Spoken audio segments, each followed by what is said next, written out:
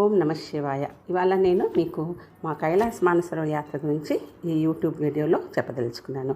ఎప్పుడైతే మేము ఈ యాత్ర సంకల్పించామో మేము ఒక 40 మంది ఒక గ్రూప్ ఫామ్ అయి కైలాస మానసరోవర్ యాత్రకి వెళ్ళాలని నిర్ణయించుకున్నాము. అప్పుడు మేము లక్ష్మీ గాయత్రి ట్రావెల్స్ని అప్రోచ్ అయ్యాము. వాళ్ళు మాకు ఒక మీటింగ్ కండక్ట్ చేసి ఈ యాత్ర గురించి అన్ని విశేషాలు చెప్పారు. మేము 28వ తారీఖు నాడు హైదరాబాద్ నుంచి లక్నోకి బయలుదేరాము. మన పూర్వీకులు బొందితోనే కైలాసం అనేవారు. అనగా జీవుడు దేహంలో ఉన్న రోజుల్లోనే జీవితంలో ఒక్కసారైనా కైలాస పర్వతంకు వద్ద వెళ్ళి సాష్టాంగపడి పరమశివుడిని దర్శించుకుంటే ఈ జన్మ సార్థకమవుతుందని విశ్వాసం అన్నమాట. సో అలా మేము ఈ సంకల్పంతో అందరం కలిసి ఒక 40 మంది హైదరాబాద్ ఎయిర్పోర్ట్ నుంచి బయలుదేరి లక్నోకి ప్రయాణం అయ్యాము. సో శుభసూచకంగా ఉంటుందని ఆడవాళ్ళమందరము ఎల్లో డ్రెస్ వేసుకున్నాము, డ్రెస్ కోడ్ పెట్టుకున్నాము. ఇలా మేము ఎయిర్పోర్ట్లో అందరము కలుసుకొని అక్కడి నుంచి మేము లక్నోకి బయలుదేరాము. చాలా అందరం ఉత్సాహంగా ఉన్నాము ఈ యాత్ర గురించి. దీనికి కావాల్సిన ముందు ప్రిపరేషన్స్ అన్నీ కూడా చేసుకున్నాము. తర్వాత మేము ఈ యాత్ర బయలుదేరుతున్న ఒక 3 నెలల ముందు నుంచి ప్రాణాయామము, ఎక్సర్సైజ్ అవన్నీ స్టార్ట్ చేసామన్నమాట. ఇలా మేము ఇండిగో ఎయిర్లైన్స్లో మేము లక్నో చేరుకున్నాము. చూశారు కదా, మేము అందరం లేడీస్ గ్రూపు ఇలా కలిసి ఎల్లోగా వేసుకొని సంతోషంగా బయలుదేరాము. సో మేము ఎయిర్పోర్ట్ నుంచి బయటికి వచ్చాక మాకు ట్రావెల్ ఏజెంట్స్ మా కోసం బస్సు రెడీ పెట్టారు బయట ఎయిర్పోర్ట్లో. ఆ బస్సులో మేము అందరం కలిసి మా కైలాస్ మానసరోవర్ యాత్ర ప్రయాణం మొదలుపెట్టాము. ఈ బస్సులో అందరం ఎక్కేసినాక వాళ్ళు మాకు ఈ బస్సులోనే బ్రేక్ఫాస్ట్ సర్వ్ చేశారు. మేము అందరం బ్రేక్ఫాస్ట్ చేసుకుంటూ మేము నేపాల్గంజ్ అనే ఊరు, అంటే నేపాల్లోకి ఎంటర్ అవుతాం అన్నమాట. సో లక్నో నుంచి నేపాల్గంజ్ వెళ్ళడానికి సుమారు 4 గంటల ప్రయాణం ఉంటుంది. మేము అక్కడ ఇండియా నేపాల్ బార్డర్లో క్రాస్ చేయాలి. సో ఇది మేము చేరుకున్నాము, ఇండియా నేపాల్ బార్డర్ అన్నమాట. ఇక్కడ చాలా ఫార్మాలిటీస్ కంప్లీట్ చేయాల్సి వచ్చింది. వాళ్ళు మన పాస్పోర్టు, ఆధార్ కార్డ్స్, మన లగేజ్ అంతా చెక్ చేసి మనకి క్లియరెన్స్ ఇచ్చినాక మనం ఇండియా నేపాల్ బార్డర్ దాటి మనం అప్పుడు నేపాల్గంజ్ వైపు ప్రయాణం అవుతాం అన్నమాట. అయితే ఈ ఇవన్నీకి మనకి పర్మిట్స్ ఉండాలి. సో దీని ముందే మనం ప్రయాణం అనుకున్నప్పుడే మన టూర్ ఆపరేటర్స్ ఫస్ట్ ఈ పర్మిట్స్ తీసుకుంటారు. ఇండియా నుంచి నేపాల్ నుంచి టిబెట్కి పర్మిట్స్ తీసుకున్నాక మనకి వీసా కోసం అప్లై చేస్తారు. సో ఇలా మేము నేపాల్గంజ్ చేరుకున్నాము. నేపాల్గంజ్ ఒక చాలా ముఖ్యమైన ఊరు, ఎందుకంటే ఈ ఊరు నుంచే చాలామంది కైలాస మానసరోవర్ యాత్ర మొదలు పెడతారు. తర్వాత ట్రెక్కర్స్ కూడా చాలామంది ఈ ఊరు నుంచే ప్రయాణం అవుతారనమాట. సో ఇక్కడ మీ హోటల్ సోయల్టీ అనే హోటల్లో దిగాము. అక్కడ మమ్మల్ని మగపెళ్లివారిలాగా అందరినీ స్వాగతం పలికారు, సత్కరించారు. తర్వాత వెల్కమ్ డ్రింక్స్ కూడా ఇచ్చారు. సో అందరినీ ఇలా స్వాగతం పలుకుతూ వాళ్ళు మాకు రూమ్స్ అలాట్ చేశారనమాట. శారీరకంగా ఎంత దృఢంగా ఉన్నా దైవానుగ్రహం లేకుండా మానసరోవర్ యాత్ర వరకు వెళ్ళటము, లేదా యమద్వారం నుండి గిరి ప్రదక్షిణ చేయటము ఇవన్నీ సులభం కావు మానవ మాతృలకు. ఎత్తైన ప్రదేశాలు వెళ్ళే వారికి ఒంట్లో సొమ్మసిల్లు ఇవ్వడం జరుగుతుంది. సో అందుకనే ఈ యాత్రకి వెళ్ళేవారు తగు ఆరోగ్య వైద్య సూచనలు తీసుకోవాలి, సలహాలు స్వీకరించుకొని తర్వాత తగు జాగ్రత్తలతోనే మనం ఈ యాత్ర చేయాల్సి వస్తుంది. సో ఈ నేపాల్గంజ్ యాత్రలో చాలా ఈ ఊరిలో ప్రసిద్ధమైన ఒక శక్తిపీఠం ఉంది, బాగేశ్వరి దేవి టెంపుల్. కాకపోతే మేము చాలా లేటుగా నేపాల్గంజ్ చేరటంతో మాకు అమ్మవారిని దర్శనం చేసుకోవటానికి వీలు కాలేదు. కానీ ఆ అమ్మ అనుగ్రహం ఉంటుందని అనుకున్నాము. సో అదే రోజు రాత్రి మాకు ఈ హోటల్లోనే మాకు సెకండ్ బ్రీఫింగ్ ఈ యాత్ర గురించి మా టూర్ ఆపరేటర్స్ చేశారనమాట. ఈ టూర్ ఆపరేటర్స్ వాళ్ళు మన ఆపరేటర్స్ అక్కడ లోకల్ టూర్ ఆపరేటర్స్తో వాళ్ళు కాంట్రాక్ట్ పెట్టుకుంటారు. సో వాళ్ళు మనకి ఈ పరిక్రమ గురించి అన్ని డీటెయిల్స్, ఏం చేయాలి, ఏం చేయకూడదు, ఏం జాగ్రత్తలు తీసుకోవాలి, ఇవన్నిటి గురించి మనకి వివరిస్తారు. అదే టైంలో వాళ్ళు మనకి ఒక డౌన్ జాకెట్టు, తర్వాత ఒక డఫుల్ బ్యాగు, తర్వాత ఒక ప్యాక్ బ్యాగు ఇవన్నీ మనకి ఇచ్చి దాంట్లో మన సామాన్ అంతా సర్దుకోమంటారు. ఎందుకంటే ఈ సూట్ కేసులు తీసుకెళ్ళడం చాలా ఇబ్బంది ఈ చిన్న చిన్న హెలికాప్టర్స్లో. సో మనకి 5-6 రోజుల పరిక్రమకు కావాల్సిన బట్టలు పెట్టుకొని మిగతా సూట్ కేసులన్నీ ఇక్కడ క్లోక్ రూమ్లో పెట్టేస్తారు. సో అట్లా మేము ఆ రాత్రి భోజనాలు అయినాక మా అవన్నీ సర్దుకొని మేము మన్నాడు పొద్దున ఇక్కడి నుంచి నెక్స్ట్ స్టాప్ సిమికోట్ అన్న ఊరికి వెళ్ళాలి అన్నమాట. ఈ హోటల్ చాలా బాగుంది, చాలా వెల్ మెయింటైన్ హోటలు. వాళ్ళ ఇక్కడ నేపాల్ వాళ్ళు చాలా హాస్పిటాలిటీ బాగా చూపిస్తారు. సో ఇక్కడ మా రాత్రి డిన్నర్ కూడా అయింది. మేము బ్రీఫింగ్ అయిపోయినాక రూముల్లోకి వెళ్ళి మనం అన్నీ సర్దుకొని నెక్స్ట్ డే మార్నింగ్కి ప్రయాణానికి రెడీ అయిపోయినామన్నమాట. సో ఈ ప్లేస్లో మనకి వాళ్ళు మాకు మా పాస్పోర్ట్స్ కూడా హ్యాండ్ ఓవర్ చేశారు. వీసా వచ్చిందని మాకు పాస్పోర్ట్స్ కూడా ఎవరి పాస్పోర్ట్లు వాళ్ళకి ఇచ్చారు. ఇది మా అదృష్టం. మేము నేపాల్ కానీ చేరే వరకు మాకు పర్మిట్ వీసాస్ అన్నీ రెడీగా ఉండటంతో మేము చాలా ధైర్యంగా ఇంకా ముందుకి సాగిపోతామనే నమ్మకం కుదిరింది. సో ఇక్కడ మేమందరం రాత్రి భోజనాలు చేసేసి తర్వాత బ్రీఫింగ్ అటెండ్ అయ్యి తర్వాత అన్నీ సర్దుకొని మళ్ళీ నెక్స్ట్ డే మార్నింగ్కి రెడీ అయిపోయినాం అన్నమాట. సో ఇక్కడ వాళ్ళు ఇచ్చే డఫిల్ బ్యాగ్స్ మీద నంబర్స్ వేస్తారు కాబట్టి మనకి ఎవరి బ్యాగ్లు వాళ్ళకి ఎక్కడ వెళ్తే అక్కడ డెస్టినేషన్ హ్యాండ్ ఓవర్ చేసేవారనమాట. So next day second day అనమాట 29 జూన్ మేమందరం చాలా ఫ్రెష్గా రెడీ అయిపోయాము. ఇక్కడ నుంచి మమ్మల్ని వాళ్ళ హోటల్ నుంచి తీసుకెళ్ళి ఒక నేపాల్గంజ్ ఎయిర్పోర్ట్కి తీసుకెళ్ళి అక్కడి నుంచి మమ్మల్ని చార్టర్డ్ ఫ్లైట్లో సిమికోట్కి తీసుకెళ్తారనమాట. సో చాలా ఉత్సాహంగా అందరం తయారై ఫ్రెష్గా అందరం ఫొటోస్ దిగాము హోటల్ ముందు. తర్వాత అక్కడి నుంచి మేము వాళ్ళు అరేంజ్ చేసిన బస్సులో అందరం కలిసి నేపాల్గంజ్ ఎయిర్పోర్ట్కి బయలుదేరామన్నమాట. సో ఇది వాళ్ళు మాకు ప్లాన్డ్గా ఎట్లయితే చెప్పారో మేము ఆ టైంకి అందరం రెడీ అవ్వటము బయలుదేరటము ఇవన్నీ చేయటంతో ఒక గ్రూప్ చాలా మంచిగా అనిపించింది. ఎవరు లేట్ చేయలేదు, హాయిగా అందరం కలిసి అన్ని మన సామాన్తో కోట్స్తో రెడీ అయిపోయి మేము ఈ బస్సు ఎక్కి ఇప్పుడు మేము నేపాల్గంజ్ ఎయిర్పోర్ట్కి బయలుదేరాము. సో ఇక్కడ చూస్తారు కదా, ఇది నేపాల్గంజ్ ఎయిర్పోర్ట్. ఇది ట్రాలీ అన్నమాట, మన అన్ని లగేజ్ తీసుకెళ్ళడానికి చిన్న ఎయిర్పోర్ట్ ఇది నేపాల్గంజ్. బట్ అన్ని సౌకర్యాలు కూడా ఉన్నాయి. సో ఈ ఎయిర్పోర్ట్లో మాకు బోర్డింగ్ పాసెస్ ఇచ్చారు, కానీ వెదర్ మంచిగా అయినాకనే మమ్మల్ని తీసుకెళ్తామని అక్కడ అవి మా డఫిల్ బ్యాగ్స్ అన్నమాట. ఈ డఫిల్ బ్యాగ్స్లో మేము మా సామాన్ సర్దుకున్నాము. ఇది వెయిటింగ్ లాంజ్ ఎయిర్పోర్ట్, చిన్న ఎయిర్పోర్ట్ కదా, లోపల కూర్చోలేకపోయాము, అందరం బయట కూర్చున్నాము waiting for the clearance, weather clearance. So అక్కడ నుంచి మేము సిమికోట్కి బయలుదేరుతున్నాం అన్నమాట. సో ఇక్కడ సిమికోట్లో నేపాల్గంజ్ ఎయిర్పోర్ట్లో కూడా మాకు సత్కారం చేశారు. సో ఇవన్నీ మేము కండువలు కప్పారు. All ready, all set to go to Simikot. So ఇప్పుడు మేము సిమికోట్ ఎయిర్పోర్ట్, ఇది నేపాల్గంజ్ ఎయిర్పోర్ట్ అన్నమాట. సో ఇది చార్టర్డ్ ఫ్లైట్స్, 20 మందిని ఎక్కించుకుంటారు ఒక దాంట్లో. చిన్న ఫ్లైట్స్, బట్ చాలా వాళ్ళు ఎక్స్పీరియన్స్డ్ పైలట్స్ కాబట్టి ఈ ఫ్లైట్స్లో మమ్మల్ని సిమికోట్కి చేర్చారు. ఈ ఫ్లైట్లో మా వాళ్ళందరూ చాలా, ఇది ఫ్లైట్లో మేము ఇప్పుడు సిమికోట్లో ల్యాండ్ అయినాం అనమాట. So weather is an important factor. ఎప్పుడైనా వెదర్ బాగుండకపోతే ఫ్లైట్స్ని అప్పటికప్పుడు ఆపేస్తారు. దేవుడి దయ వల్ల ఆ రోజు మేము అందరము 42 మంది సిమికోట్కి చేరుకున్నాము. సిమికోట్ ఎయిర్పోర్ట్ కూడా చాలా చిన్నది. Simikot is also the starting point అనమాట పిలిగ్రిమ్స్కి. ఇక్కడి నుంచే మౌంట్ కైలాష్కి జర్నీ మొదలవుతుంది. ఇది 2910 meters above the sea level ఉంటుందన్నమాట. సో ఇక్కడ యాక్చువల్లీ ప్లాన్ ప్రకారం ఒక రోజు ఉంటాము కొంచెం ఎక్లమటైజేషన్ అవటానికి. సో ఇది సిమికోట్ ఎయిర్పోర్ట్, చిన్న ఎయిర్పోర్టు. సో అందరం అక్కడ కలుసుకొని మళ్ళీ గుర్తుగా ఒక ఫోటోలు దిగాము. సిమికోట్ కూడా చాలా బ్యూటిఫుల్ ప్లేస్, అంత హిమాలయన్ రేంజ్లో ఉంటుంది. యూనిక్ హిమాలయన్ మౌంటైన్ సీనరీ ఉంటుంది, గ్రీనరీ బాగా ఉంటుంది, చలి కూడా ఎక్కువగానే ఉన్నది. చూసారు కదా ఎంత బాగుందో సిమికోట్ పర్వతాలు.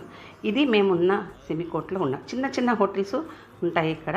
ఇది ఒక ట్రాన్సిట్ అన్నమాట, నేపాల్గంజ్ నుంచి మౌంట్ కైలాష్ వెళ్ళే దారిలో ఒక స్టాప్ కోసము. సో ఈ హోటల్ ఏదైతే మాకు ఇచ్చారో చాలా బాగుంది, చూడటానికి కూడా చాలా అందంగా దాన్ని హిమాలయన్ రేంజ్ ముందుకు పెట్టారు కాబట్టి సీనరీ కూడా చాలా బాగుంది. మంచి ఫ్లవర్ గార్డెన్స్ ఉన్నాయి దాంట్లో. సో ఆ రోజు మేము అక్కడ భోజనాలు చేసాము. ఇది మేమున్న రూమ్స్ అన్నమాట. సో అందరం కలిసి అక్కడ కూడా గుర్తుగా ఉంటాయని ఎక్కడికక్కడ ఫోటోలు దిగాము. ఈ భోజనం వాళ్ళు మాకు అరేంజ్ చేశారు. వేడిగా అన్నము, తర్వాత పప్పు, కూర, ప్లస్ మా ట్రావెల్ ఏజెంట్స్ మంచిగా ఆవకాయలు, పచ్చళ్ళు, పొడులు అన్నీ పట్టుకొచ్చారు కాబట్టి మేము మంచిగా వేడిగా భోజనాలు చేశాము.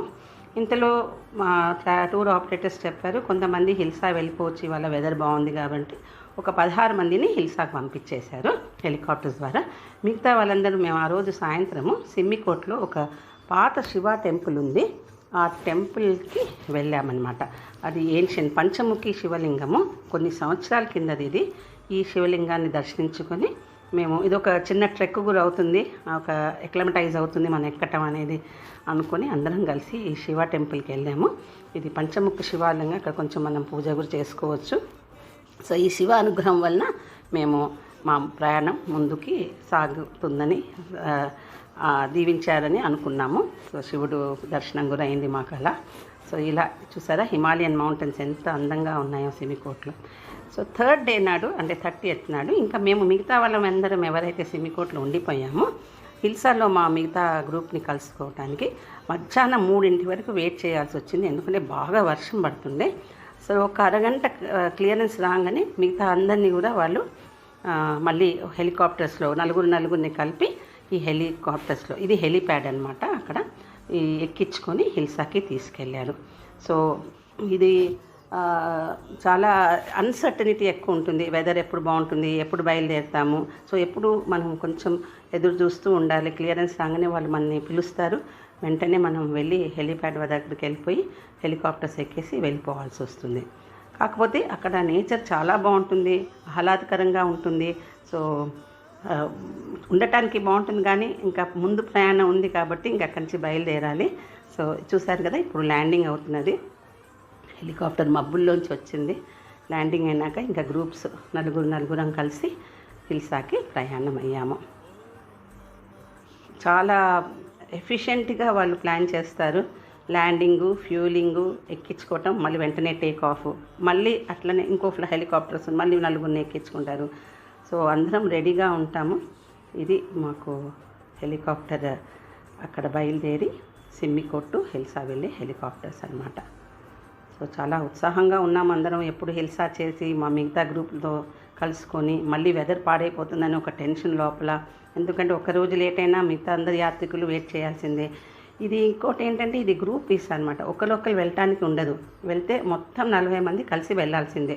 సో ఎక్కడ ఆగిన వాళ్ళు అక్కడ వెయిట్ చేసి మిగతా వాళ్ళందరూ వచ్చే వరకు వెయిట్ చేసి అందరితో కలిసి వెళ్ళాల్సిందే. సో ఇలా మళ్ళీ మబ్బుల్లోకి హెలికాప్టర్ వెళ్ళిపోయింది. హెలికాప్టర్ వెళ్తున్నంతసేపు మధ్య మౌంటైన్స్ మధ్యన వెళ్తూ ఉంటుంది. చాలా చూడటానికి హిమాలయన్ రేంజ్ ఎంత యునీక్ సీనరీ అసలు మనం ఎప్పుడైనా చూడగలుగుతామా అనిపిస్తుంది. ఒక భావన, అక్కడ ఎంతోమంది ఋషులు తపస్సు చేసుకుంటున్నారేమో. ఇవన్నిటి మధ్య నుంచి మన హెలికాప్టర్ వెళ్తూ ఉంటుంది. ఒక్క నిమిషం భయం కూడా వేస్తుంది, కింద వంగి చూస్తే మంచిగా సెలేర్లు, వ్యాలీసు, ఎంత అందమైన ప్రకృతి, అసలు దేవుని సృష్టించిన ప్రకృతి మీద ఏమీ లేదు అని అనిపిస్తుంది. హెలికాప్టర్స్ చిన్న పిల్లలు వాళ్ళు డ్రైవ్ చేస్తున్న వాళ్ళు కొంచెం భయం వేసింది, కానీ వాళ్ళు చాలా ఎక్స్పీరియన్స్డ్ లాగా అనిపించారు. ఇలా మమ్మల్ని హెలికాప్టర్ ద్వారా మమ్మల్ని అందరినీ 40 మంది, 40 ప్లస్ మా ఇద్దరు టూర్ ఆపరేటర్స్ 42 మందిని హిల్సాకి చేర్చారు. ఆ రోజు ప్లాన్ ప్రకారం మేమందరం హిల్సాకి చేరుకోవటం ఆ దైవ అనుగ్రహమే. సో అన్నీ ఏది మన మానవ ప్రయత్నం ఉన్నా దైవ అనుగ్రహం లేకపోతే ఏమీ జరగదని ప్రూవ్ అయింది. ఇక్కడ హిల్సాలో ల్యాండింగ్ అనమాట. ఇది అంతా కొంచెం డ్రై ల్యాండ్ లాగా అనిపిస్తుంది హిల్సా. ఇది రిమోట్ బార్డర్ టౌన్, హమ్లా డిస్ట్రిక్ట్లో, నేపాల్కి టిబెట్కి బార్డర్ టౌన్ అనమాట. సో ఇది కూడా దీన్ని గేట్వే అంటారు off to mount Kailash and for trekkers also. ఇక్కడ చాలామంది ఇక్కడి నుంచి ట్రెక్కింగ్ మొదలు పెడతారు. అండ్ ఇది చాలా ఇంపార్టెంట్ డెస్టినేషన్ అందరికీ. హిల్సా చేరినాక ఇంకా ఇక్కడి నుంచి మన గ్రూప్ అందరం కలిసి, ఇక్కడ మీకు ఒక బ్రిడ్జ్, హ్యాంగింగ్ బ్రిడ్జ్ కనిపిస్తుంది. దీన్ని హిల్సా కర్నాలి నది మీద ఒక హ్యాంగింగ్ బ్రిడ్జ్ ఉంటుంది.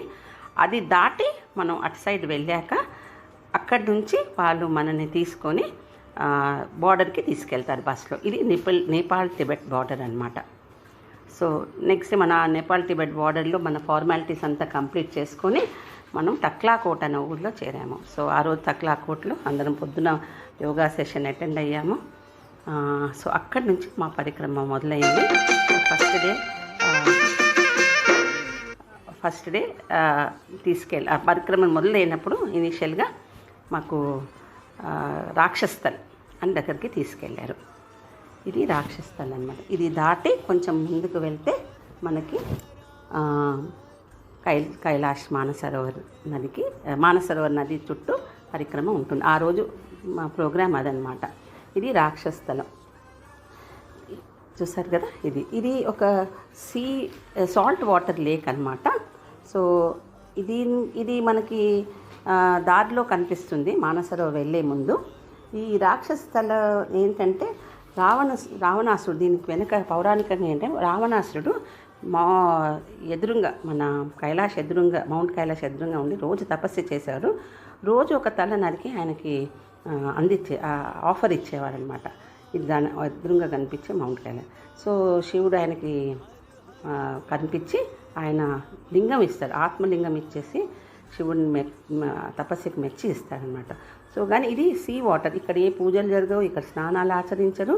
కాకపోతే ఇక్కడ జస్ట్ సాల్ట్ వాటర్ లేక్ అనమాట. సో ఇక్కడ అలా ఉంటుంది. అక్కడి నుంచి మనకి ఇక్కడ చూసారు కదా south face of Mount Kailash కనిపిస్తుంది.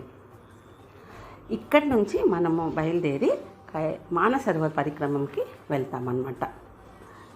అయితే ఈ కైలాష్ పర్వతానికి దగ్గరలోనే బ్రహ్మ మనసు నుంచి సృష్టించబడిన మానసరోవరం అనే సరస్సు ఉన్నది. అక్కడ దేవతలు మహర్షులు వచ్చి స్నానం ఆచరిస్తారని ఒక నమ్మకం. ఈ నీటి సరస్సు సముద్ర మట్టానికి 4600 అంటే అబౌట్ 15,100 అడుగుల పైన ఉంటుంది. ఇది అన్నిటికన్నా highest fresh water lake in the world అనమాట. సో ఇది దాని total circumference 300 kilometres and it's like మొత్తం అనమాట. And it is in the సర్కిల్గా మొత్తం గుండం ఆకారంలో ఉంటుంది. దీని సర్కంఫరెన్స్ ఏమో 88 కిలోమీటర్స్ అండ్ డెప్త్ 100 కిలోమీటర్స్ ఉంటుందన్నమాట. ఇది మానసరోవర్ నదికి గంగాచల్ రాక్షస్థల్కి ఒక ఛానల్ ఉంటుంది, దాన్ని గంగాచు అంటారు. ఇది దాంట్లోకి ప్రవహిస్తుంది అన్నమాట. సో మనం ఇప్పుడు మానసరోవర్ నదీ పరిక్రమకి బయలుదేరాము బస్ రూట్లో. సో ఇలా వెళ్తుంటే మనకి మంచిగా హిమాలయన్ రేంజ్ ఆఫ్ మౌంటైన్స్ కనిపిస్తే, మంచుతో కవర్ అయిన మౌంటైన్స్ కనిపిస్తున్నాయి కదా, అవన్నీ.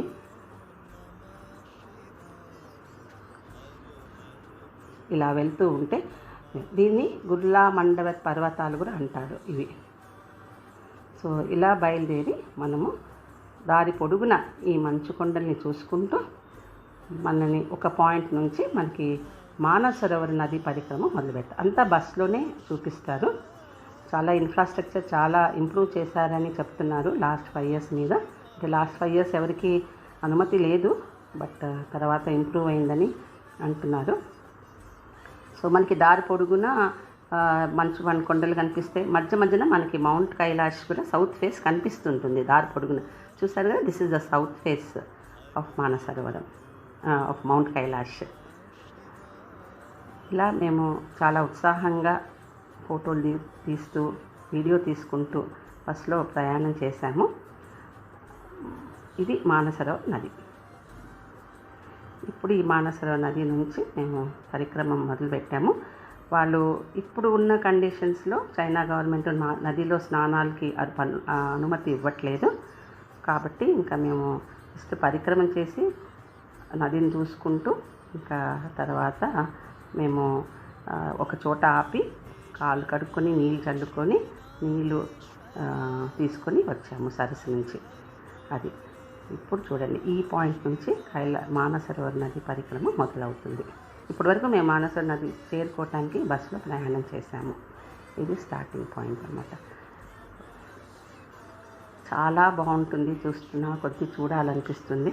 సరే, ఇక్కడ మీకు నేను మానసరోవర్ నది గురించి విశిష్ట చెప్తాను. ఈ మానసరోవర్ చెప్పినట్టు మన బ్రహ్మ మనసు నుంచి సృష్టించబడింది. దీంట్లో ఏమంటారంటే మన బుద్ధుడు వాళ్ళ అమ్మగారు దేవతలు ఆవిడని మానసరోవర నదికి తీసుకొచ్చి ఆవిడకి మానసరోవర పవిత్ర జలంతో స్నానం చేయించినప్పుడు ఆవిడ శరీరం పునీతమైందని, అప్పుడు మౌంట్ కైలాష్ నుంచి ఒక ఏనుగు, తెల్ల ఏనుగు తన వద్దకు పరిగెత్తొచ్చి తన గర్భంలో చేరినట్టు, అప్పుడు తన గర్భవతి అయినట్టు బుద్ధుడు తనలోకి ప్రవేశించాడని అంటారు. సో అంత నమ్మకం అక్కడ వాళ్ళందరికీ, బౌద్ధ మతం వాళ్ళకి. రెండవది, అక్కడ నమ్మకం ఏంటంటే ఎవరైనా మానసరోవర సరస్సు మట్టిని తాకితే బ్రహ్మ సృష్టిస్తున్న స్వర్గానికి చేరుకుంటానని, ఆ సరస్సు నీటిని తాకిన వ్యక్తికి శివుడు సృష్టించిన స్వర్గానికి చేరుకుంటానని ఒక నమ్మకం. సో ఇది జన్మలో ఒక్కసారైనా ఈ మానసరోవర నది నీళ్ళు మన కాళ్ళకి తాగాలి, ఆ మట్టి మనకి తగలాలి, అలా నీళ్ళు మన తల మీద జరిగితే మన శరీరం కూడా పునీతం అవుతుందని, మన పాపాలన్నీ ఇదైపోతాయని ఒక నమ్మకం. సో జీవితంలో ఒక్కసారైనా ఈ యాత్ర చేయాలని మంచిదని అంటారు. తర్వాత పురాణంలో కూడా ఈ మానసరోవరం గురించి ప్రస్తావన ఉంది. పాండవులు మానసరోవరం వెళ్ళినట్లు వాళ్ళ ప్రస్తావన ఉంది. సీత తన శరీరాన్ని ఎప్పుడైతే విడిచిపెట్టిందో మానసరోవరానికి వెళ్ళి అక్కడి నుంచి తను స్వర్గానికి చేరుకుందని అంటారు. అండ్ ఇక్కడ మానసరోవరం నుంచి కూడా మనకి కైలాస శిఖరం, పర్వతం శిఖరం చూడటానికి ఇది ఒక మంచి ప్రదేశంగా భావిస్తారు. సో ఈ మానసరోవర్ని ఓంకార రూపంగా పూజిస్తారు. శివుడిని లింగ రూపంగా, మానసరోవర్ని ఓంకార రూపంగా పూజిస్తారు. ఇక్కడి నుంచి విశ్వామిత్రుడు కూడా రామాయణంలో రాముడికి లక్ష్మణుడికి ఏం చెప్తారంటే, ఈ మానసరోవర్ నుంచి ఒక నది ప్రవహిస్తుంది, అది సరయూ నది అయోధ్య వరకు వెళ్తుందని విశ్వామిత్రుడు కూడా రామాయణంలో ప్రస్తావించారు. సో ఇది మానసరోవరం గురించి విశిష్టం అన్నమాట. చూస్తున్నారు కదా, మనం మానసరోవరం చుట్టూ పరిక్రమం చేస్తున్నాము. సో ఒక చోట ఎక్కడైతే వసతిగా ఉన్నదో అక్కడ వాళ్ళు ఆపాక మమ్మల్ని మేమందరం కలిసి మన మౌంట్ కైలాష్ వైపు చూసుకుంటూ, మాకు మా టూర్ ఆపరేటర్ ఆయన పురోహితుడు కూడా ఆయన మాకు సంకల్పం చెప్పి మేము నీళ్ళు జల్లుకున్నట్టు మేము చేసుకున్నాము. అది చాలా బాగుంది చూడటానికి. ఆ రోజు వెదర్ చాలా బాగుండటంతో బాగా ఎండగా ఉంది, ఎండ తీవ్రత ఎక్కువ ఉంది, కానీ చల్లటి గాలి కూడా ఉంది. కాబట్టి తగు జాగ్రత్తలు తీసుకొని మేము ఈ మానసరోవర నది దగ్గర పూజ చేసుకున్నాము. పెద్ద హోమాలు అవన్నీ చేసుకోలేము, ఎందుకంటే చేసుకోవచ్చు కొంతమంది, కానీ మేము అనుకోలేదు. దర్శనం, మానసరోవర నది దర్శనము, అక్కడి నుంచి south face of Mount Kailash చూడటము, ఇవన్నీ చూసుకొని మేము చాలా